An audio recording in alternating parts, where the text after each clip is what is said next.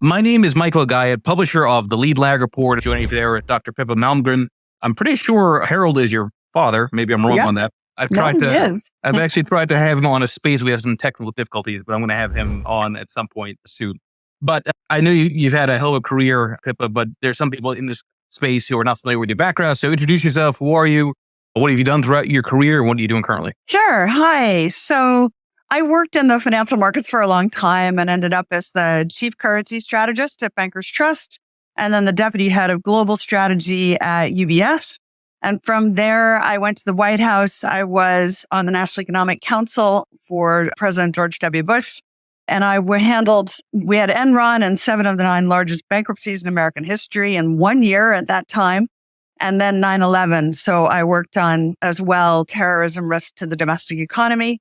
And then I went back into the private sector and decided instead of just talking about the world economy, I should be part of building it. And I ended up co-founding a robotics firm that was making aerial drones and autonomous vehicles. And then I was writing books about the world economy, and I do a lot of public speaking, and I'm very active on Twitter on the big questions for me are always, I look at things holistically. So I'm interested in what's happening at the cutting edge of the world economy. What does the world economy of tomorrow look like? And that means you have to take into consideration geopolitics, strategic security, technological innovation, and just a very broad view of what's happening on the landscape in order to understand tomorrow better. So you talk about the focus on things that can change the world. And if you're going to try and change the world, obviously you look to history. And it seems like there's always a juncture where something that's never happened before happens. You mentioned Enron, bankruptcies back then, 9/11, terrorism. There's no real playbook for that. So presumably everybody had to figure it out on the go. Yep. How do you try to think about framing the world when it seems like we're constantly hit with things that aren't necessarily in the data? Well, so I came up with this concept a few years ago of signals, which was very simple, that if you wait for the data to tell you what's going on, it's usually too late to do anything about it. So what you want are hints about the future that are not yet in the data, which I call signals. And I think if we open our eyes, we can see a lot of signals that are kind of anecdotes. So you can't prove it, but it's giving you a pretty good idea of what's coming. And maybe my best examples, I wrote a book in 2016 or so called Signals, the Breakdown of the Social Contract and the Rise of Geopolitics, which then got retitled by the publisher. But bottom line, I said, look at every time you go to the checkout counter and you notice the candy bars keep getting smaller. And everybody was like, yeah, they do. What's up with that? I said, that's an early indicator that inflation is building in the system because the input costs are rising. The company's afraid to pass on the higher price. And so they just give you less for the same amount of money. And that shrinkflation you'll see in many different ways. The micro apartments as a concept came to life, a million different things, but it kind of told you inflation was coming before you could actually see it. And similarly, I saw lots of signals around the beginning of the conflict that we currently have amongst the superpowers, which I want to talk about because people are so focused on Ukraine, they're missing the much, much wider story of how the conflict amongst the superpowers is playing out. And I've talked about we're in a hot war in cold places, meaning space, the Arctic, the high north. We're in a cold war in hot places, meaning Africa and across the Pacific. And this sort of broad, invisible war, you see little hints of it, like submarine cables being cut that challenge, the internet itself. These are hints about the future that are not yet in the data. So that's the way I think about it. So a lot that resonates to me because I often almost overly communicate this way. I often say that things are about conditions, right? Rather than predictions, signals about conditions that might be changing. And that shrinkflation point is interesting, right? Because everyone has known it and felt it for a while, but unless you actually verbalize it the way you just did, they don't necessarily make the connection between that and inflation until it's outright said in that way. This point about the social contract, we'll get into the whole hot and cold war side of things, but this point about the social contract, I think, is really important. I don't. Is it a function of the social contract has been breaking down because in general, there's more skepticism, there's more distrust, there's more debt that creates distrust because now there's counterparty risk? Or is it because of attention span? And I say that very purposely because part of, I think, having a social contract is having the ability to focus on what's happening in the real world as opposed to the entertainment that we're getting bombarded with daily. So let's first understand what I mean by the social contract, which is there are always a series of promises that have been made in a society, like you can retire at 65 and, get a pension, or you pay your taxes and you'll get roads and an education system and a military. Like these implicit promises, we just totally take them for granted, but they vary from country to country. And one thing that doesn't vary is that when you have a massive debt burden, which we have virtually everywhere in the world today, one that's so large that you really can't pay it off, that starts to weigh on that series of social contracts. It basically starts to break down the social fabric. And when that happens, you start to see protest and angst and the loss of trust in government. And that is what's been happening in every case, even if the drivers may be different in China than they are in the US, than they are in, say, France. But it's the concept that is useful to think about, I think. And I think there is a new phenomena that it is caused by the modern debt burden and its ever increasing, kind of exponentially increasing weight that bears down on us all. Yeah, and I've heard several people make the argument that inflation is very much tied to distrust in the government, right? So if a society does not believe the government can control inflation, it creates inflation, which becomes really dangerous, right? Kind of goes back to a lot of things that Powell talks about as far as the moral imperative of trying to break inflation, which maybe we can touch on. But so let's get into this hot war in cold places. First of all, explain what that term is. I love the way it's framed, but explain that for the audience. Well, before the Russian tanks rolled into Ukraine, we'd been having a series of events in space. And there's a real space race on between the superpowers, and they are racing to establish the first military base on the moon, to have control of high altitude orbits. And so what had been happening was a number of things. On about January 6th, 7th, 2020, well before the tanks came into Ukraine, someone cut what is the fastest internet cable connection in the world, which is inside the Arctic Circle on a place called Svalbard in Norway. And you ask, why is this in this incredibly remote location? And the answer is because virtually all of the high altitude satellites connect to Earth at Svalbard. So if you take that cable out, no more satellite guidance either for your military operations, which means, no missile guidance. And it also kind of means no more Uber Eats. It was a hell of a, volley across the bow of the West to say that whoever did it, which of course we think is the Russians, was a hell of a signal that we are not kidding around. And at that time, they were massing on the Ukrainian border, and the consensus view in the West was this is a bluff. And I'm like, you know what? It's not a bluff when that event is occurring. And similarly, we've had other events in space in the last few years, like the Russians blew up one of their own aging weather satellites. And you can't really blame them for that. It's their own. But what it was designed to do is to create a massive debris field that is full of shrapnel that's often described as razor blades in a washing machine. It's called the Kessler effect. And it's designed to keep other parties out of those orbits. So in the space race, denial of access to orbits is a thing. And similarly, the US and China both have satellites with robotic arms. And I think both sides have been demonstrating to the other that we can go up to a satellite, grab it. And this kind of space war isn't really reported, number one, because there are no journalists in space. Number two, most of it's classified. Number three, when it comes into the public domain, no one has an overarching narrative, a story to explain why this matters. And so you may see it in the press, but if you're not looking for space stories, you won't see it. And you certainly don't connect the dots to, we're having a superpower conflict. It's not a localized conflict in Ukraine. That's a symptom of a much larger phenomena. And then in the Arctic, there's been a lot of contesting of physical spaces. The Russians and Norwegians are staring each other down over the deployment of nuclear weapons on submarines and ships.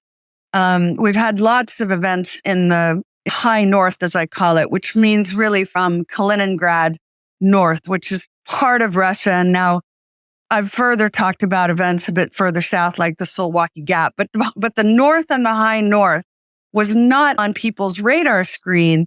They were focused on Ukraine when in fact there were a huge number of very strategically important events occurring in that domain.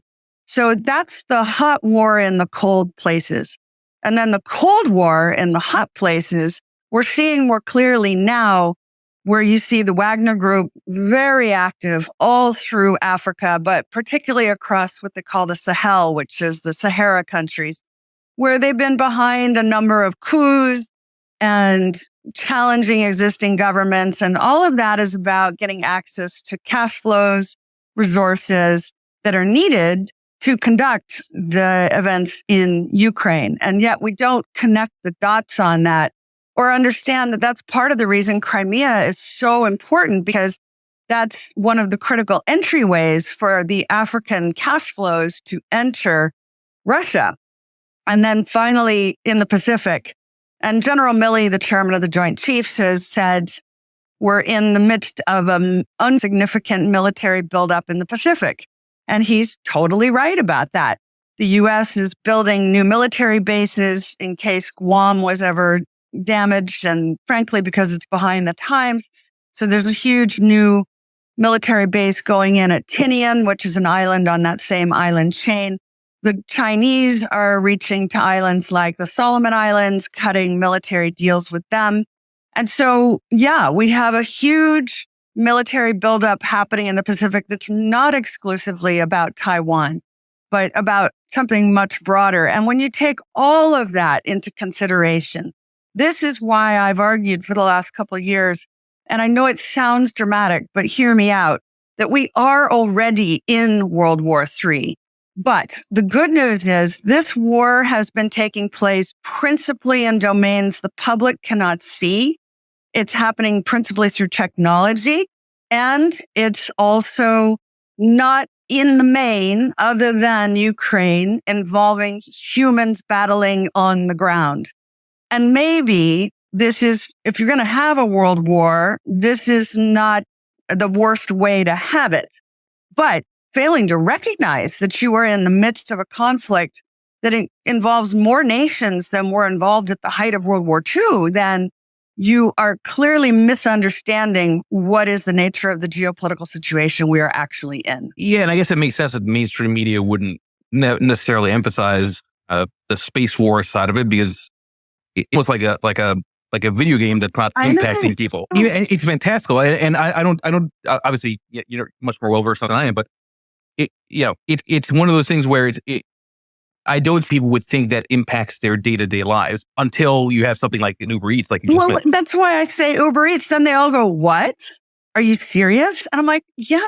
I mean, where do you think?" It's like they think electricity comes out of the plug in the wall. Where do you think all of our economy comes from? It's satellite guidance systems. So of course there's a fight. Like, give me an example. So China said to Elon Musk and Starlink, you guys are supplying the Ukrainians with satellite systems.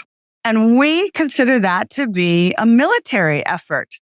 And Starlink said, no, we're just providing humanitarian services. And the Chinese went, no, you're not. They're using it for offensive operations. At which point Starlink both kind of, I'll get this technically not right, but basically limited the bandwidth for Ukraine. And second, Elon went to Beijing to have a conversation, because the Chinese said, if you keep this up, we're going to launch a mega constellation of satellites, but ours will be armed and they will be designed to either damage or destroy the Starlink mega constellation. And so next thing, Elon's in China. They're trying to sort this out so that we don't have to have that space war. And the public has kind of missed that, this is for real. So yeah, it's because we live in a society where people are kind of ignorant of the science of what supports their daily life. And it sounds like, I mean, not to overly simplify, but it's really at the core a data war, right?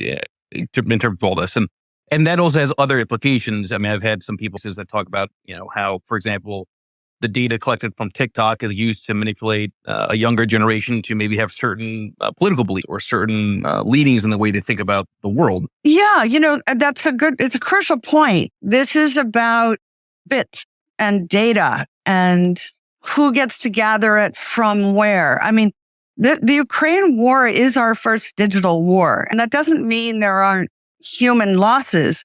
It means the way the strategy is being conducted is through computers and satellites and infrastructure where it's about imagery. It's about, we did this in World War II as well, but not on the same scale, not at all on the same scale. So I think this is the first modern digital war that we're witnessing. So people are still adjusting.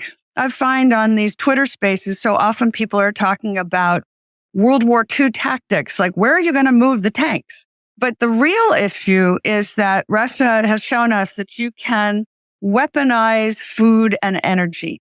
And Western militaries are not accustomed to thinking about food prices as part of the strategic landscape. But when I lecture to them, I'm like, okay, guys, which does more damage, a Russian tank or raising oil and food prices? Answer, raising oil and food prices really damages citizens in the West and elsewhere. A tank, doesn't have that much impact, but super hard for militaries to readjust and say tanks don't matter anymore or not as much as they used to.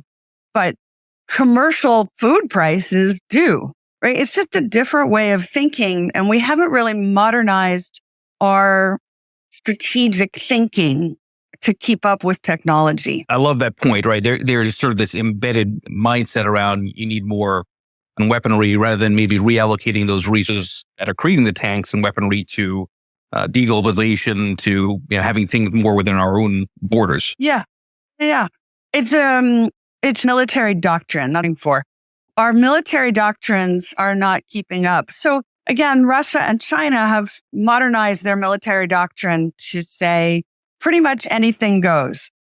I think the Chinese call it unrestricted warfare, and the Russians sometimes say unlimited warfare. But it means anything can be weaponized. Anything is game. All the old rules of the game of how you do this are out the window. And you can use private armies. You can involve civilians. You can, use information as a weapon. All these things are happening day to day, and we still don't have a way of talking about them holistically.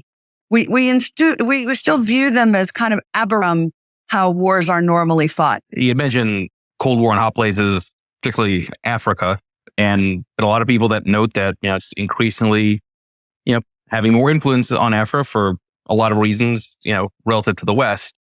Is there any sort of interesting dynamic that's been happening more recently in the last several years as it relates to the importance of Africa as it goes to commodities and China and geopolitics? So I actually think that China's influence in Africa has been declining because slowly Africans have begun to realize that the deals they were cutting with the Chinese were not so favorable.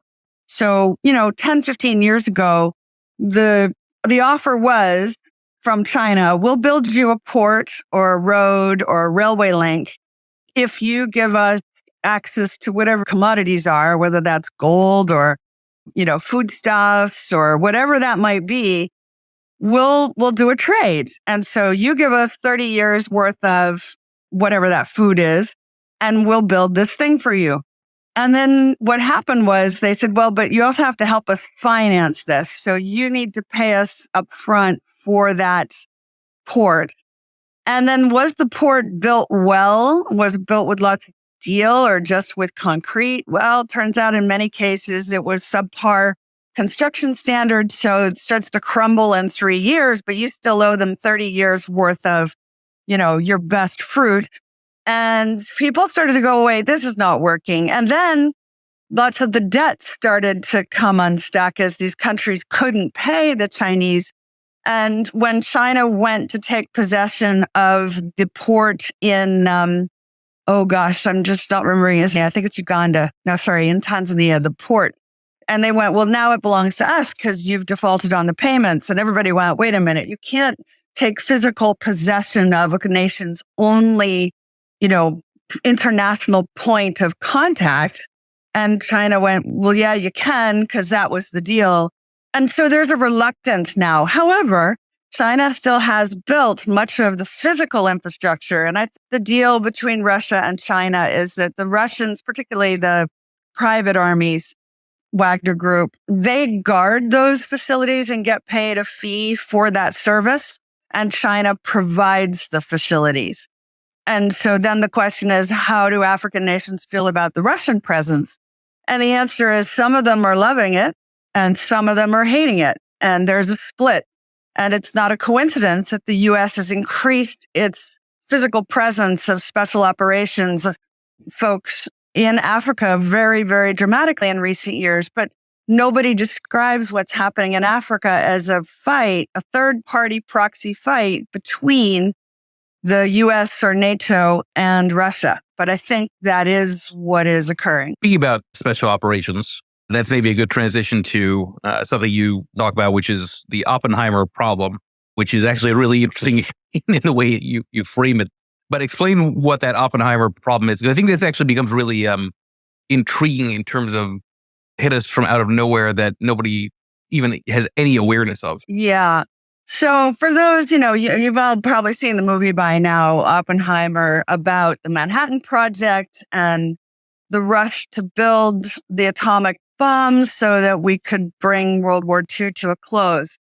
Well, in the recent decades, particularly since 9/11, when I was in the White House, we've had an imposition of secrecy on an epic scale to the point that there are lots and lots of what they call black budget projects in the intelligence and defense community. And so if you think about it, we've had the best scientists in the West, in the United States, funded by almost an unlimited amount of money because, huge amount of defense spending in recent years. And a lot of it went into high tech, which, you can see, for example, when Silicon Valley Bank hit the wall, who was the most vocal in finding a buyer for it so that the companies supported by it wouldn't go out of business? Answer, the Pentagon and DARPA. Because these days, all the most significant innovation is not coming from defense contractors. It's coming from small startups who are producing extraordinary outcomes. So have we got a situation now where we've been funding really cutting edge science, really cutting edge technology, all in secret? So we don't have a single Manhattan Project. We have many of them. We don't have a single Oppenheimer. We have many Oppenheimers. And is it possible that they're doing pretty edgy things as Oppenheimer did? Because remember, to do what he did, he had to risk igniting the entire atmosphere of Earth. And when he was asked, are you sure that Earth will be safe if you let off the atomic weapon? And he said, the chances are near zero that we'll have a problem. And everybody's like, wait, what do you mean near zero?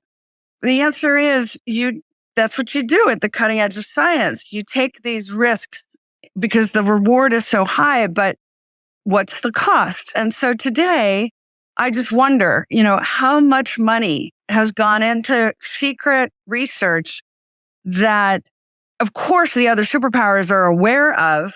And so their fear factor of each other and what does the other guy have is much higher than we appreciate. And that partly accelerates the competition amongst the superpowers. It's the fear and the belief that they have some incredible weapon system that we don't know about. And remember, we've all given up mutual weapons inspections. But the traditional frameworks for that between the US and Russia, US and China are all now broken and not working. To reset the room for the remaining minutes here, everybody, please make sure you follow Dr. Pippa Malmgren here. If any of you want to come up and ask questions, click that bottom left mic request button And as always, this will be an edited podcast under Lead Lag Live on all of your favorite platforms. Yeah, it's funny, as I'm listening to you talk about edgy things and these dynamics kind of that are very quietly happening and nobody's really paying attention. It takes me to the alien and UFO hearings. And I'll tell you why I say that. It's very weird to me. I mean, aside from the fact that it almost became a joke when the balloons were getting the media that maybe it's UFOs, right? And it's China, right? And then you have this whole dynamic that we have aliens. I don't know. It's almost like I hate to say it, like a purposeful campaign to sort of get people to be numb to things that maybe the U.S. government on under the guise that it's something that's extraterrestrial when it means something like an Oppenheimer type of dynamic. So let me start by saying this subject, I did not imagine ever in my entire life that I would be getting involved in this subject. But as a former, White House official and someone who is watching the cutting edge of technology very closely, it is impossible to ignore that not only has the U.S. Congress been holding 5 years of private hearings where they've heard from many, many government employees with high-level classifications and clearances about that work in this kind of secret space that I'm talking about. And to be clear, I'm not saying that all of it is related to that subject. So I'm just saying some of it is related to that subject. And then they held public hearings, the first in 50 years. And then the most important part is Congress has produced actual legislation on the issue. So what they're saying is we're now demanding that all agencies of government hand over everything they have on this subject, that we will prosecute you if you don't hand it over within a certain period of time. There's a whistleblower protection. So now people can come forward that in the past, if you were to say, well, actually, there is something happening here, they would have immediately thrown you into a military tribunal and then into a military prison, and we never would have even heard your name. So now the whistleblowers are coming forward. One of them is called David Grush, who's had a lot of profile. But what people are not getting is he's one of many. He's just the first in a very, very long line of people. And so you can't really say this is all a joke. And in fact, it's interesting because people say, well, when do you think the government's going to tell us that there is this thing called non-human intelligence, which is the phrase that they're using? And I'm like, well, Senator Schumer's new legislation uses that word, that phrase 22 times. And we've now had 2 White House press conferences where Admiral Kirby has been asked this question by a member of the White House press corps saying, isn't it kind of a joke? And Kirby responds, why would we be standing up a whole division of the Pentagon to study this if we thought it was a joke? Of course it's not a joke.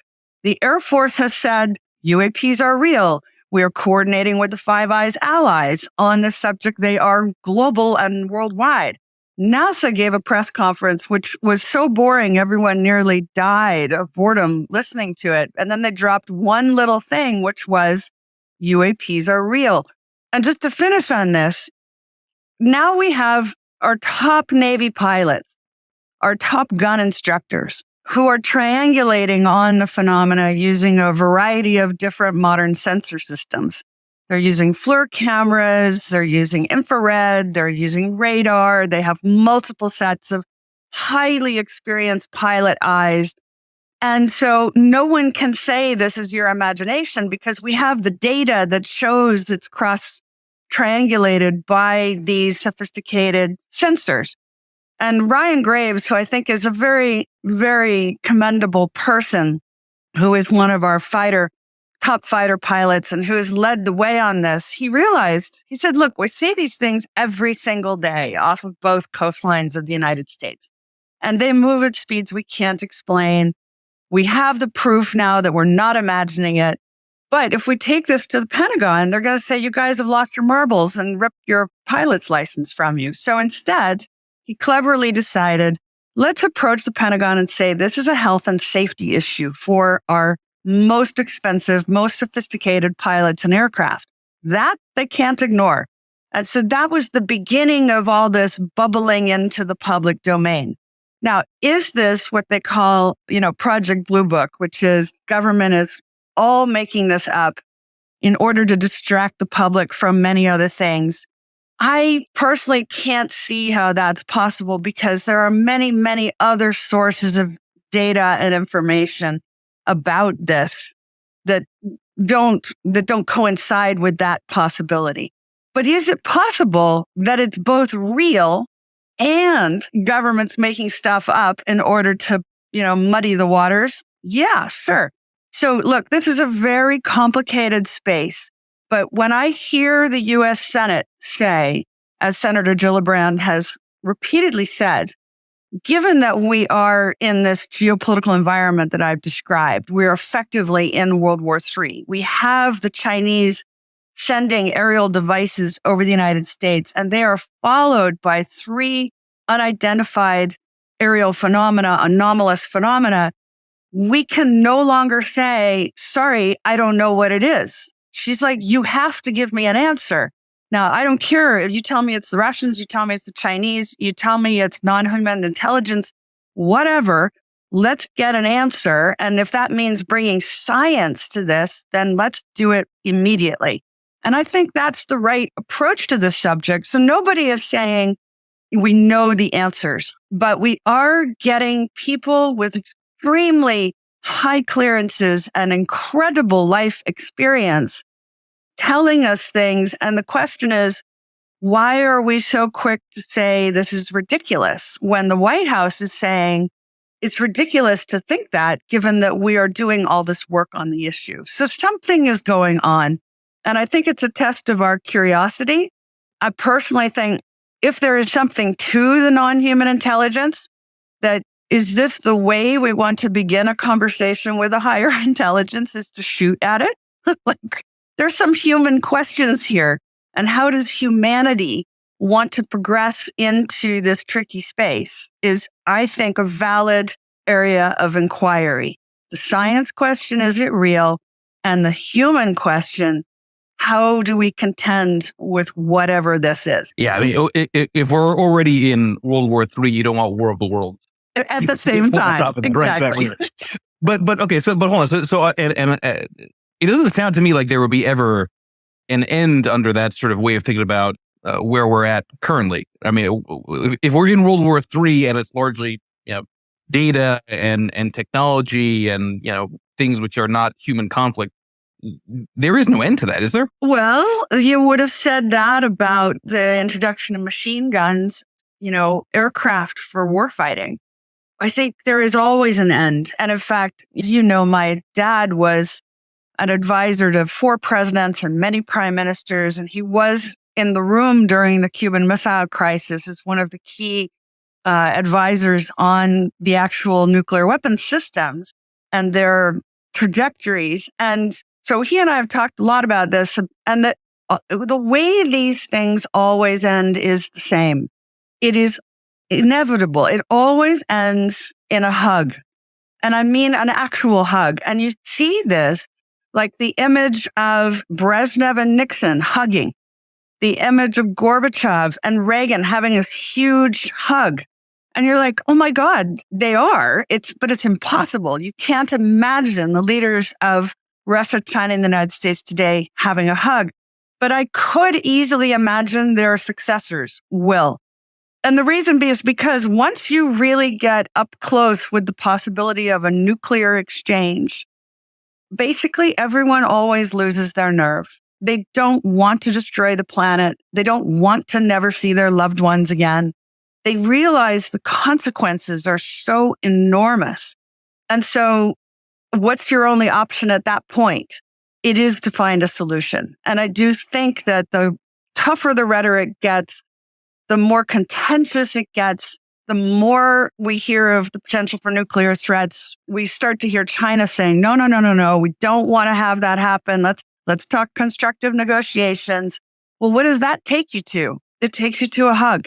Now, it's not an easy road to get to that photographic image, but I would bet a lot of money that we'll end up in that place. It may take a few years. It may take some changes of the leadership of the superpowers, but I think that's where we're going to end up. I am fairly sure I am not going to ever hug Putin. No, I know. No, but I hear you.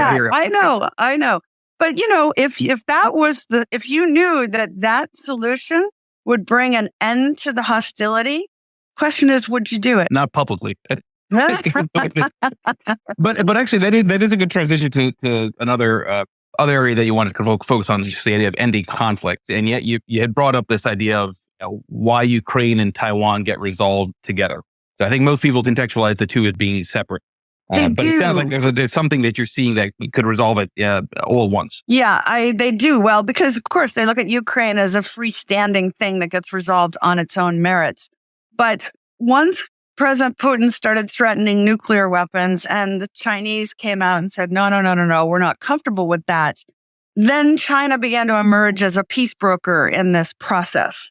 And I think they want to be a peace broker in this process and they don't want that outcome. And so they start to indicate, let's find a way around this. But of course, we've got a price.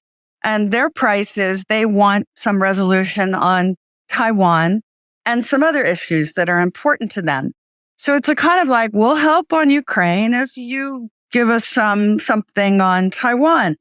And so a dialogue is beginning about, how to resolve both. And I would say I could make the case that at the beginning of this, China and Russia first aligned, and people were very surprised by that in the West. Did China encourage Russia to do this in Ukraine? Maybe. And frankly, China got incredible intelligence out of the events in Ukraine, right? By Russia throwing that punch and starting that barroom brawl, China got to witness all of the most valuable things you can have from an intelligence perspective. What are the reaction times? What is the positioning of physical assets? How does the public react? Like, they get to see exactly how NATO and the West would respond. And that's really valuable for considering what might be the reaction in Taiwan. More recently, they've been holding military events around Taiwan, circling the island, cutting the internet cable that connects Taiwan to the world. These are also kind of tests to see what is the reaction, who's positioned where. And so the realization that, okay, what are we really up against? And could we actually have a kinetic traditional military fight? And I think the honest answer is that nobody in the Chinese military or the US military wants to see that fight happen. And militaries are actually about making sure that fight doesn't happen, ironically, right? That's the real purpose of all this weaponry and showing it off, is to say, don't even cross this line. It's not worth the risk. And so now does China say to Taiwan, if you don't agree, you'll end up as another Ukraine. And do you really want that?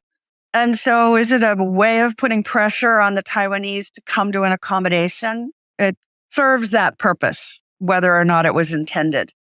And will China say, we'll help navigate Putin getting out of Ukraine if you help navigate Taiwan coming to a better arrangement with us? Will ultimately the U.S. move in that direction?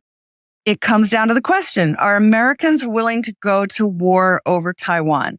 And this is an open question. It's going to be a question in the presidential race. But I think the answer is the American public has been ever increasingly exhausted with foreign wars. It's now preoccupied with domestic issues. It keeps being more and more insular with each president who comes along. And so do people want to cut some sort of a deal that gets the U.S., no longer on the hook for either Taiwan or Ukraine, and yet doesn't mean giving them away, sacrificing them, walking away. It just means, how do you reach a deal that everybody can live with, at least for a period of time, that stops the bloodshed and allows for diplomacy to work? So, Otto von Bismarck was the Iron Chancellor in Germany and who knew more about diplomacy than anyone alive today. And he said, diplomacy is the art of building ladders for others to climb down. And so it's not to say that you forgive the other side for starting this fight. You don't. But you also recognize if you don't provide an exit, then you will continue to be in a battle. So which is smarter for the society? Which is smarter for the country? And so that's why I say, I think because China's saying, let's address all of these together, not just one at a time, then chances are that is how this gets resolved as a kind of package deal. And I know that sounds very surprising to people, but I find it something that it's surprising. Like, welcome to how superpowers operate. This is how they have traditionally done things. And why are we surprised it's happening this way again? There are some who would argue that the state of China's economy, youth unemployment, all that is sort of a precursor for some kind of armed conflict, just to sort of lift the spirits of anything of Chinese citizens. Is there anything to that idea that, if you want to get nationalism, you start a war? I mean, when it comes to China, because it just seems like there's a lot of really nasty dynamics going on economically for them. Well, I've argued that for a long time, that China doesn't really want a war with the West over Taiwan, but the threat of a war over Taiwan is very useful for imposing order on your domestic opponents and your domestic citizens at a time when the economy is not delivering on its promises. Again, they have a social contract problem, and inflation has made it much worse, where the citizens don't believe they're going to be rich before they get old anymore, which leads immediately to the question, why are you in charge? Because what are you delivering?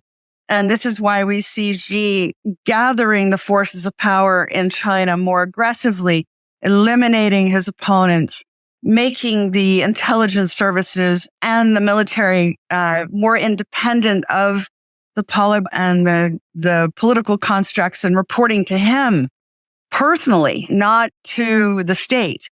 All of that is about how does he get to stay in charge when things are not going well. And there's nothing like a war that nobody can challenge you when you're conducting a war. So it's a useful threat. Is it actually useful to go to war is a very different question. And I don't think that that would be the best way to secure Xi Jinping's continued leadership myself. That is the open question, is what's the relationship now between Xi and the Politburo? And will it continue? It's the same question, by the way, in Russia. What's the relationship between the military and the leader and the Secret Service? And, where are the opposing lines? And, not everybody is happy in all these countries with their leaders. And let's face it, in the United States, not everybody's happy with the leader we have in the United States at any given time either. It's just our ability to navigate through difficult leadership is maybe a bit easier. But in each case, we all have citizens and leaders that are not all on the same page. So maybe for the remaining few minutes here, everybody, again, please make sure you follow Dr. Pippa Malmgren here on Twitter/X. You and your father are obviously highly intelligent, educated, thought leaders, and have had phenomenal and incredible careers. I've got to assume that there are things that you've disagreed with him. Oh yeah, he's my dad, so father, right? Right. So I am maybe just have a little fun with it or not. But what are some of the things that you fundamentally disagreed with in terms of the way that your own father, in terms of the way he views the world? Oh, we tend to disagree only on one thing, which is I tend to be much more of an optimist, and he tends to see things in a more pessimistic way. So he always sees a bigger slowdown when the slowdown is in motion. I tend to see the upside. So for example, in the last year, since COVID, right? Everybody's been on the recession is coming. It's all going to end in tears. And I've been one of the very few economists to say, I don't think we're going to have a recession. And I actually think we're seeing an incredible reallocation of capital from businesses that were not working to things that are generating extraordinary cash flows and technological outcomes. So I think actually it's going to be okay. Now, in the last 2 weeks, we've had big banks like JP Morgan drop their call for a recession. So I'm like, hey, I think that I called that one. But at the same time, there has been a lot of damage along the way. And so my dad's pessimism that the damage is severe post-COVID, he's right. The damage is severe.